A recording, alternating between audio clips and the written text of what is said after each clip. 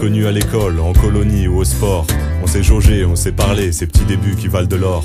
La vie a fait qu'on s'est revus, l'envie a fait qu'on est resté ensemble autant qu'on a pu, sentant que ça allait nous booster. On a su dès nos débuts qu'il y avait quelque chose de spécial. Mais Lascar m'ont convaincu que leur présence m'était cruciale. Alors on se souffle dans le dos pour se porter les uns les autres. On s'est compris sans même s'entendre chaque fois qu'on a commis des fautes. Et puis c'est en équipe qu'on a traversé les hivers et les étés ensoleillés, les barres de rire et les galères.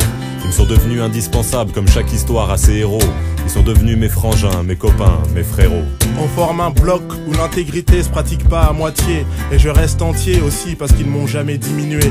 Au cœur de cette cité, ils m'ont bien ouvert les yeux pour éviter les pièges jaloux, des jaloux envieux de notre jeu. J'aurai jamais assez de salive pour raconter tous nos souvenirs.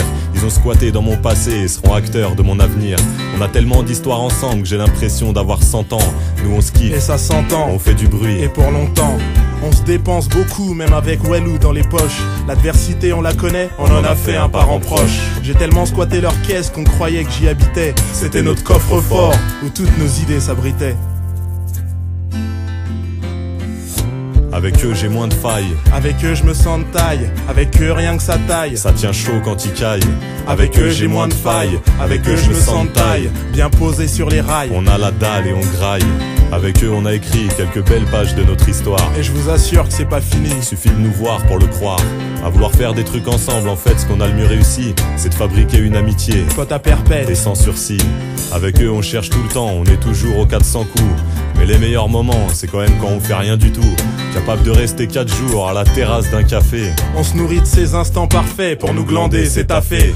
Je crois que c'est avec eux que j'ai passé le plus de soirées. Certaines bien réussies, mais la plupart un peu foirées. Pas la bonne tête, pas les bonnes sapes, ou pas assez accompagné. Mais rentrer en boîte pour nous c'est clair que c'était jamais gagné.